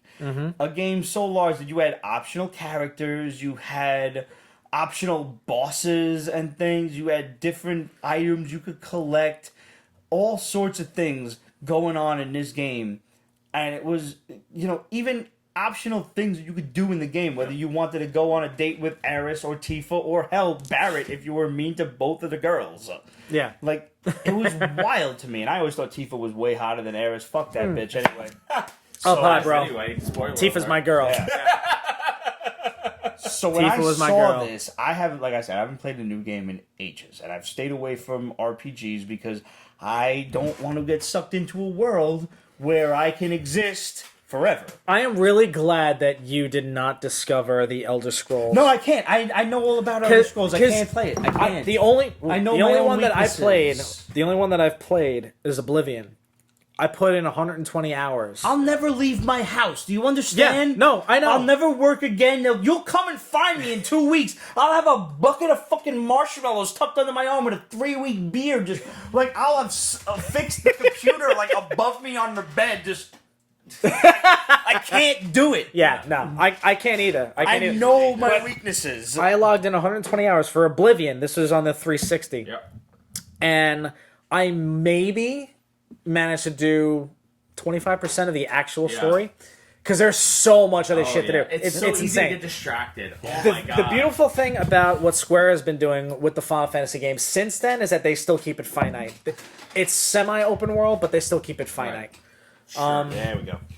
So it's palatable. Yeah. You know, let's see, Relic Lord says I have 30 plus hours just on Oblivion. Dude, you gotta step up your game. 30 plus hours is like nothing. It really, That's I mean, seriously. one quest, and then filling up your house with stolen goods. Yeah, pretty much. That's like looting 2 caves. Right. That's just like 300 spoons that you don't really need, but you throw them in the corner anyway because you never know. You never know when you're gonna When have there's gonna a have party. company. You might Yeah. have company. Like they He profess said, at this point. he said 300, not 30. Ouch. Fucking ouch. They profess that Final Fantasy will be 2 Blu-ray discs. It's not open world as of now. They may have an update later on. This is just the first part. Yeah, it's just the they first said part, the yeah. first disc is Midgar completely. Like Yeah. So now it's actually kind of up in the air. You said like it's the first part, and the way they're tossing it around is this is game 1 or the first game. Yeah, they're basically So what do releasing they this mean by that? episodically. We don't know. They're So basi- is the they make whole money. rest of the game on one Blu-ray disc? Will it take a hit? I don't So, see that happening. They're gonna What split I it think into is going to parts, happen like- is you. Yeah, I'm sorry, go ahead. No, go ahead. What I think is going to happen is they're going to give you the game world on disc. They're going to release the content for that game world On episodically. future discs, On yes. well, not I even think on that's the future only way discs. There'll be they can do future it because updates. But yeah, 2 discs is not going to be enough, even on Blu-rays. Especially if the 2 first Blu-rays, disc is just say- Midgar only. Yeah. That was 10 to 15% of the original game, and then you got out into the rest of the world. So to have one whole disc be the beginning of the game, yeah. you can't possibly expect me to believe that you're going to have the rest of the game contained on And- one other disc. And I for the am rest of worried. you in the world who are not technologically savvy, a Blu-ray is roughly give or take. 500 megs. Well, no, it's 500 gigs, it's, rather. 50 gigs. It's 54 gigs. That's what I said, yeah. 54 gigs. So you got 2 of them. Tech. You got 2 of them. So basically, my tip to you guys is if you really want to get this game, and I will eventually, definitely, if you haven't already, invest in a portable hard drive. Get at least a 2 terabyte and hook that sucker up because your system is probably not going to be able to. The base system is probably not going to be able to handle it. Yeah. But like So- the way that Yoshinori Kitase, I hope I'm saying his name right, I'm sorry if I'm not, described it. He said we were going to focus the first game on Midgar and what happens there. Unfortunately, we can't say anything more about the future games because we don't know ourselves. Now, you talk about future games. They must be releasing more of the content of the original game. Yeah. It's not going to be new shit. It's going to be pieces of the game. So, like, yeah, you're going to get to play a full Final Fantasy-esque game within Midgar, within the beginning of the game, but you've got now a whole rest of the world, and you may even get all your characters in the first 2 discs. Who knows? Yeah. It's going to... The way they described it was if the original Final Fantasy VII was the first draft, this is the finished term paper. Right. Which Yeah. is weird because it's like, okay, so FF7 was like critically acclaimed. Yep. Everything about it, people are like, this was like one of the greatest Final Fantasies. Yeah. Obviously, it stands the test of time. As close to perfect as you can get. Exactly. So my question for all of this is like they're releasing Midgard. How many hours of gameplay are they estimating for that first release? Hundreds. It's got to be hundreds. That's my question, because if they're releasing it episodically, are they releasing it episodically on a frequent basis? They expect people to beat Midgard in in 6 months, 8 months, that people have already completed that content, aside from other side things, of course, but I'm talking about major storyline narrative. Like, do they expect within a year? Okay, a year, then you're going to get your DLC. Because DLC has, depending on the game, DLC can be, every 6 months, can be every 8 months, Right. With games like Destiny and with that and much time involved in between, I think what everyone is worrying about is what console will it be finished on? Are Well, you going to finish this on PS4? Well, basically- or are you going to move this into to PS5, which supposedly, the way we've heard it, is coming out. I don't know if it's if we'll see a demo this year late or we'll see something next year, but yeah, it's, are Sony we had no presence here at E3 Right. this year. So are they're, we they're- going to fucking the rumors- see this shit port itself over. Now you're gonna have to buy a whole other console to even get it Okay. in its entire beauty. If they're going to release a game, Bungie did this with Destiny, and I think they will continue to do it with Destiny 3. They'll make the game cross-compatible.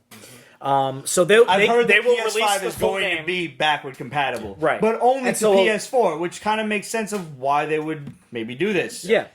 So Why don't and you that's- make it for PS? All of them, you fucks! I have Lunar to play. Lunar. Yeah, the system hardware won't be able to handle it at its basis form because, You're talking gibberish. well, okay, the computer will not be able to handle Why? the game because there's just way too much to Game process. Crazy. Game too It's crazy. an old game. It shouldn't The be too graphics. crazy. No, If I want to play a PS1 Okay. game on a PS5, I would think the PS5 would be like playing catch with your granddad. You'd be like, toss a low ball well, to no, they him. have to Grandpa's like, reprogram it. That's the thing, right? They have to reprogram it, reskin it, rebuild it. They rebuilt the game. I don't The need thing to is- rebuild. I just needed to play. Right. I don't need a revamped version. I just wanted to play on the screen. Right, but even a replay, like even if you're playing the original, like if I was to take a fucking PS1 game and I try to port it to like the PS4, PS5, I would have to make sure it actually still like builds. So like Yeah.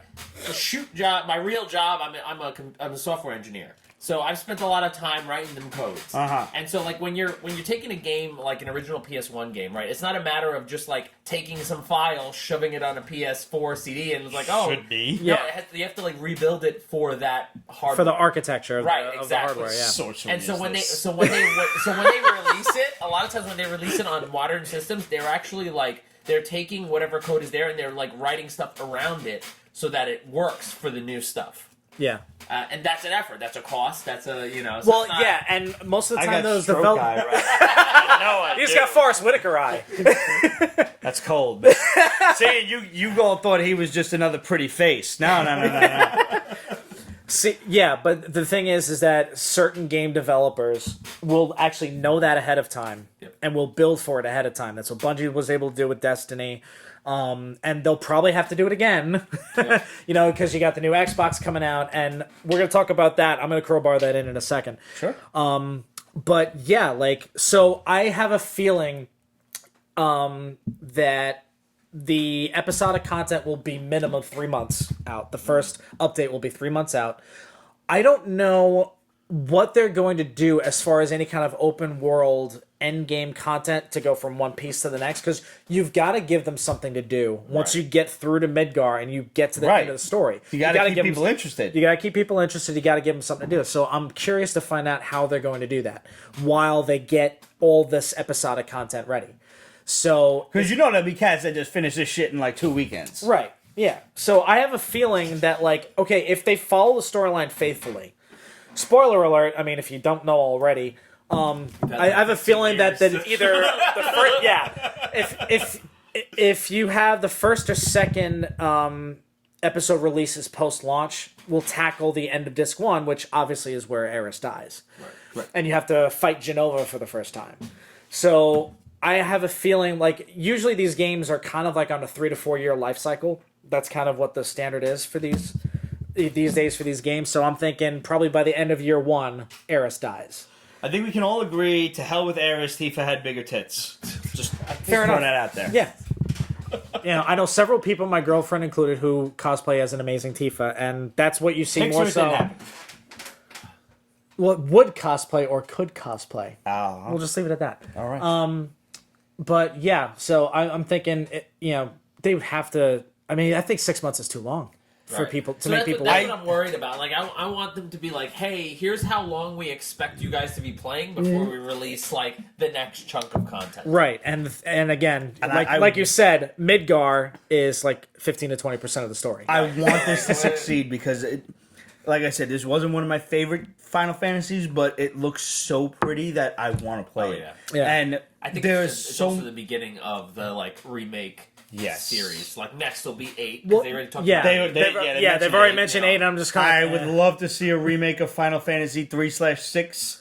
2/4 is my absolute favorite. Yeah, Yeah, the Like, originals, Come the on. classics. I haven't Yes, played a and Final yes. Fantasy past 8. I heard 9 was phenomenal. 9 And is pretty damn good. Once they started getting into the underwater soccer thing, I'm like, you lost me. Fuck. I'm out of here. yeah, I pretty can't, much. I can't fucking do it. Good God. But shit, The man. cool thing, the thing that kind of disappoints me is because I'm an Xbox guy. This is supposed to be a timed exclusive for the PS4, so everybody else Well, they isn't did going to say get that it they for were at least a year. Right, they did say they were coming out with. It was coming to PS4 first. Yes. and that was all they said. So Yeah, it's basically a timed you can exclusive. extrapolate that you'll get it for PC and Xbox and everything later Yeah, on. yeah. So, And like, if you pre-order- here's the thing about that: are they going to release the other platforms with the content that will currently be out for the PS4 I'm at sure the they time will. that they drop it? I'm sure they will. They would have to It'll at be a this selling point. point. Be like DLC 2 is coming out, And Yeah. now you can and get the it for release this. with Right, whatever. with everything as a package deal. Drop I mean, 100. an Xbox. Drop You don't 100 have to be an bucks, you get- advertising yeah. major to fucking And you get a figure clown that one statue out. or something. Right, That's, yeah. that's part of The original one. This one will be him on a chocobo. Yeah. Funny you mentioned both of those because that's Do they have actually. him on a chocobo? Yo, that is all part of the pre-orders. I'm on to you, The Square. fucking pre-orders are extraordinary right now. Yeah, If you pre-order yeah. it as is, like the base game, you get a free summon that's not available anywhere else, and I think it's like the Chocobo Chick. It's like a little baby Chocobo. If you pre-order, I don't know, the deluxe edition, which I think that comes with like the steel book or something, and something else, and some like artwork sheets for like $20 more. You get that and another summon. So it's like you're just getting new summons. The Ultimate Collector's Package is like something like $330 or something like that. You get 3 extra summons, the steel book, all of the artwork, and you get a cloud on his motorcycle I saw that statue. Yeah. And I'm like, yo, they're really making it attractive. And I have obviously, if you look around the room, I have no room for a cloud on his motorcycle statue, but I really want the summons. I can't trust you to come out with the DLC of those summons later on. I need them now. Those will be pre-order or collector's edition style thing. Yeah. So, I guaranteed yes, I'm Knights of going the to Round have is to going to be a buy DLC. that. Yeah. Possibly sell Guaranteed. the cloud Either statue that- on eBay. Either that or it's going to be like an Epic Quest. Yes. Yeah, an Some Epic Quest shit. line that to get. You gotta fucking like fight this character because Final Fantasy is famous for their 1 in 4,096 item drops, and they're just like, oh, that's when you'll get it. Go That's where the fuck grind yourselves, comes out. you cocksuckers.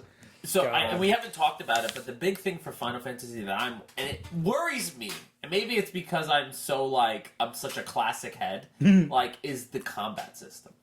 The combat system is being changed. And Yes, I it don't is. know how to feel right now. I know. Well, Glad you brought that up. they're basically making it completely active and freeform, like in Right. Final Fantasy. But you have to 15. think Right. now. So Which I gone are the days of just hitting the X Yeah, button you in can't random battles. But the thing is that with Final Fantasy 15, you can just button mash your way through it. Never In played. this one, Right. you probably won't be able to button. No, Probably a they hybrid of the said they showed a battle against the Scorpion robot Yeah. as like the the preview, and that was like the first boss in the game. So all you had to do was really just hit it until you got your limit break or whatever, and then attack the Cross motherfucker. cut, yeah. But now you have the option for Cloud's limit break move right off the bat, but you have to build up your option for a magic attack or an item and things. And I don't know. you've got Barrett who should attack characters in the background because he's got the machine gun arm and everything. Yeah, the combat system is totally new. Yeah. And it's probably going to take a lot of getting used to for us veteran Final Fantasy players who are sitting there like, Right, which is why I'm worried, because I don't like change. no. Just give it- Fair enough. I'm with you. I like to juice my characters up so they're physically strong and I don't need to worry about magic. Fuck materia. Yeah. Fuck a summons. Age says I want the summons, Ultimate but I'll Collector's never use Edition it. is $330. Cloud on the bike is an action figure, not a statue. So basically, Correction. I'm getting the Play Arts action figure, so now I have to buy the Sephiroth one to go along with it. yeah, how are they going to fight? Yeah, of course. I mean, See? You understand. all I know is I really hope Sideshow gets a hold of some of this and can do a full I feel like they blown will, though. bam, just like Sideshow's always has their finger on the pulse, and Yeah. they know what they're yeah. doing. Oh, yeah, they'll get some. so. Sponsor me, Sideshow. Seriously, we need a JustNeph statue. All right, it's time for me to take this over for a hot second because I'm going to pour you a shot in the meantime. Please do. Because we cannot talk about E3 and not talk about what happened with Microsoft. Two things. What happened with Microsoft? First off, they were able to drop the newest trailer for Cyberpunk 2077, which is highly anticipated, and showed a digitized Keanu fucking Reeves. Everything's coming up Keanu in 2019. So, I didn't get to see this trailer, I'm going to be perfectly honest with you, but I saw the gameplay trailer for Cyberpunk, and I'm in love with this fucking game already. I'm getting it on launch day. Fuck yes. It is a futuristic, RPG style type of game with some really cool innovations. And I think was it Cyberpunk? Was it a comic book series or a novel series? I'm trying to remember. That's how it kind of started, and now it's a video game. So I'm totally hyped for that. But what I'm even more hyped for was the trailer that they dropped for Halo Infinite, which is basically Halo 6. And up high, bro. Seriously, bro. Let me tell you something. Okay, so the thing is that the storyline for Halo 5, it's been well documented on this show. The storyline for Halo 5 left a really bad taste in my mouth. The gameplay was phenomenal. The arena play, the PvP play, everything else for that was sick. It's awesome. It's so much fun to play. Definitely try it out. But the storyline was basura. And I'm pretty sure that 343 Industries, which is Microsoft's little subdivision that took over for Bungie, who created the Halo franchise, was like, okay, we're sorry we fucked up. Halo 6, Halo Infinite is going to be a continuation of the Halo 5 story, but is going to be a semi-faithful reboot because you're going back to a Halo ring. And this trailer kind of is kind of like an Endgame style aftermath situation where this guy who is stuck on a Pelican, which is basically a dropship for UNSC infantry. He's marooned in space. He's almost out of fuel. He's almost out of power. Tony Stark. Kind of, yeah. Gets a signal that it's a friendly tag. And he's trying to communicate, getting no answer. His windows are all fogged up. He wipes the fog off the window. Bam, there's Master Chief floating in space. Like an angel. Yeah, kind of, yeah. But he's completely deactivated. He's completely shut down, so some shit has happened. So he reactivates him, and you realize that, oh shit, Cortana won. Right. Or some, whatever, like the shit has absolutely fucking hit the fan, and that it's just basically the Chief now, and he's separated from his team again. I kind of want to see him reunite with them at some point, but it leaves you with enough intrigue where I'm like, all right, fuck it, I'm in again. Take my money. We're gonna do this. Right here. Yeah, right here. Yeah, seriously, I'm just like, fuck. It's one of those things where I'm like, all right, if the trailer is even like, could it be good? Could it be bad? I might not go in. The trailer grabbed me so well that I'm like, all right, I'm in. Let's do this. So it drops with the launch of the new Xbox in 2020. It is a launch title, and as it should be, yeah. And then do we know what it's gonna be called?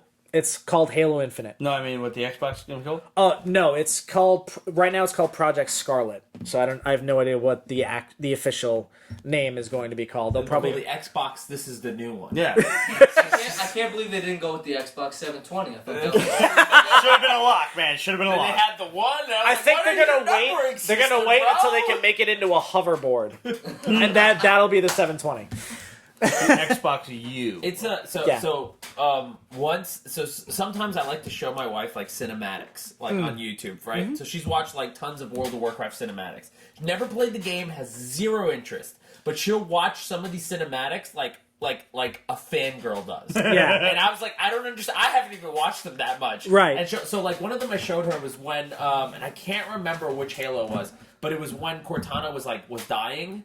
Yeah. And he was saying goodbye to Cortana. Yeah. So she watched that cinematic, And literally, like, I'm like, oh man, like, I remember this. I was like, Kelly, you should watch it. After I finished it, I look over and she's like in tears. Just drenched in tears. She's like, oh my god, what happens next? And I was like, you don't even play the game. Why do you care? She's like, but she died and she loved her. And I was like, what are you talking about? So she's like, and when Infinite She's dropped clearly that trailer, a keeper. like, she understands the stories. Yeah. And that's what matters. It's just when Infinite dropped, I was like, yo, Master Chief is coming back. She's like, who's that? I was like, remember remember when Cortana died? And she's like, oh, he's coming back?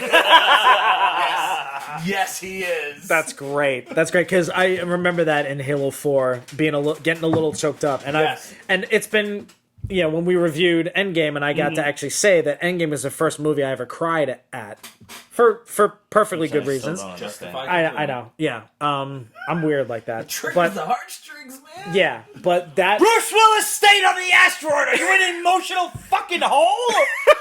But Aerosmith was singing, so it made thank you. The only reason why I went to see that movie was because Aerosmith was on the fucking soundtrack. Like that was it. That was the selling. That was it. I was like, I mean, listen, her dad's dying, but she's gonna get to go home with Ben Affleck. I mean, it can't be that bad, right? He's Batman. So and Not anymore. Daredevil. Not anymore. Daredevil. And Daredevil. He's got a good resume. But when that happened, that scene at the end of Halo 4, like, I got a little choked up because I'm like, holy shit. Yeah. And the funny thing about that is you take Halo 4 and Halo 5 as standalone games. You don't. Bungie did the original trilogy, so that's their thing. And it's weird because they juxtaposed the good and bad aspects of each game between Halo 4 and Halo 5, which is really bizarre. Because the gameplay I thought in Halo 4 wasn't great, but the story was awesome. Right. The gameplay in Halo 5 is amazing, the storyline is basura. So, so it's all balanced out. By The good transitive Lord property, giveth the then good Halo and then Infinite has to be the good. best. Yeah, exactly. Like especially with that trailer, like there's no way this can't be fucking awesome. So, because it's going to go back to the classic. Like the design of Master Chief, it's close to the original design from Halo 1 and Halo 2. It's a little bit more simplistic. It's not, you don't see him as battle worn or, anything like that. So I'm really, really excited. Like it's gonna be cool. Yeah. It looks like it's a fun world of video games coming up for us all. Good God. So hopefully things work well. Speaking of coming up, our homegirl Liz Art, the progenitor of these awesome glasses that you see in front of you, has an art show coming up along with other amazing artists and photographers, painters, dancers, models, etc. This is a show called Raw Natural Born Artists. It is on August 14th at the Melrose Ballroom in Astoria. So make sure if you're going to buy tickets, head on over to her Instagram where there is the link to the ticket spot. And you get tickets through her because it helps her as far as attendance and, credibility goes. So if you're going to get tickets, go through the link on her site. I can't stress that enough. And we all love Liz and we all want to support her. So what we're going to do is for you guys in the New York area, we're going to pick up 2 tickets for the basement show, and we're going to give away those 2 tickets and a future contest later on this summer, so make sure you stay tuned. I can't be there. Unfortunately, I'm on vacation that week. So, you're going to go in my stead and represent the basement show. You're going to get the tickets, and you're going to get a Pete's Basement t-shirt to wear to the event. How awesome is that? So make sure you stay tuned for this contest. Guys, we had a great time today. Neph, thanks for coming on the program, man. I had a blast. Of course. The door is open. Of course. Thank you very much, brother. And we will see you on June 29th for your match against Killian McMurphy. We'll be rooting for you, brother. Killian, nothing against you, but I mean, he's on the show. So it is what it is, We at the basement, we play favorites. It's what we do. And guys, if you want to represent the basement, head on over to represent.com/store/Pete's Basement. Pick yourself up a brand new Pete's Basement shirt. And we got the new tank tops ready for summer. We got the brand new Rick Sellis Pete's Basement tank top ready for summer with me and Ramon. That shit is going down right now. Plus, we got the great charity shirts like Pete's Basement supports Project Harmony, Pete's Basement supports our veterans, and Pete's Basement supports the Hero Initiative. 100% of the proceeds of the sales of those shirts go to those great charities, and we can't be any prouder to be supportive of those. Remember, if you're online right now and you're watching this episode, if you're on YouTube, hit that like and subscribe button and hit that little notification bell while you're at it just to stay tuned to all of the, zaniness that goes on in the basement. Shenanigans. There's always basement shenanigans. It's all about that the you want to stay shenanigans. with. Make sure you subscribe to The Hall. Go on Pete'sBasement.com/The Hall so you can see what comics me and Ramon are getting. Plus, you get to stay up to date on all of the other nonsense that goes on in the basement when you're not here with us over the weekend, during the week. What's going on? Did the basement flood? Did aliens attack? There's giant ticks everywhere. Who the fuck knows? The gas company's digging up the street outside. Anything and everything that's going on with the basement, we keep you up to date. Plus, you get to find out what awesome guests the basement has on, like my man Neph here. So, before we go, you know how to get in touch with us. Questions at peachbasement.com Questions at peachbasement.com. Facebook.com/PeachBasement, Instagram, Twitter, etc. at Pete's Basement. Make sure you follow Imperial World Wrestling. That's popping up down there. And make sure you follow my man JustNeph. That's also popping up down there. It's just that simple. JustNeph, Imperial World Wrestling. You can just spell it out. And there it is on Instagram and Twitter and Facebook and everywhere else. So before we go, maybe, just maybe, if we ask nicely, our man Neph here can demonstrate one of his special moves that he's going to put Killian McMurphy in come June 29th. What do you think? I think it's possible. I think we can do that. Just maybe we don't body slam me on the hard concrete. No, you know what? All right, let's move the chairs and the tables out of the way.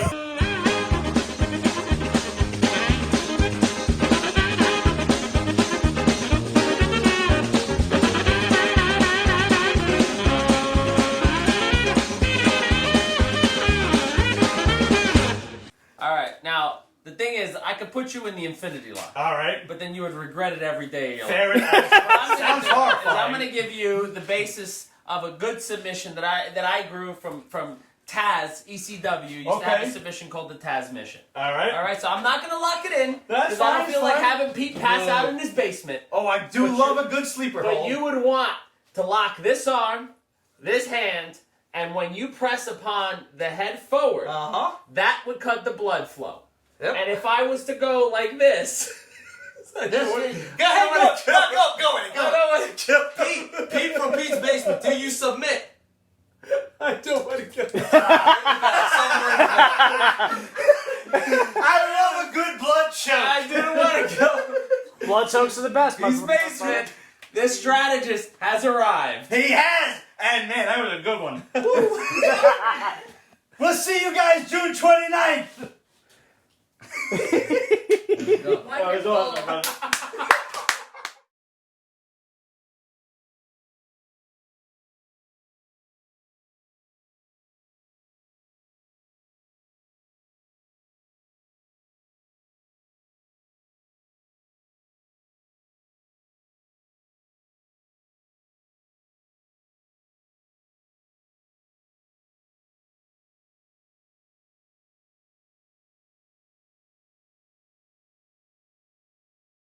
Pete's Basement is copyrighted 2019. Ripped Productions.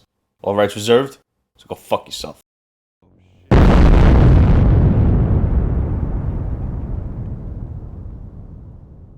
Bring somebody that doesn't drink. Everybody got a friend that don't drink. We may not understand them, but we respect them and we need them. Here's my question.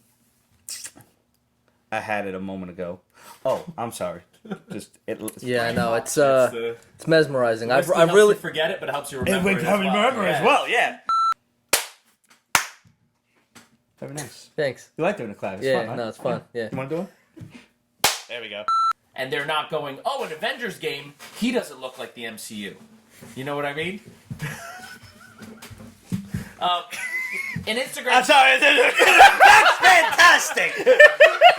I have never seen anybody with the dedication to not walk in front of the camera Wow. Yes, absolutely. Whatever you need. Oh, crawl. Oh Yeah. my God, that was some GI Joe The type first shit. ever army crawl performed On the absolutely the first fucking ever. Hashtag first. No, I absolutely felt. I was like, run. I'm gonna hold this for as long as I He can can. take it. He's a fucking black belt. He's good. I felt, as soon as you put the arm on, I was like, oh, this is gonna be a blood choke. Yeah, it was like- yeah. I was like, I can hold this for about 3 to 4 seconds.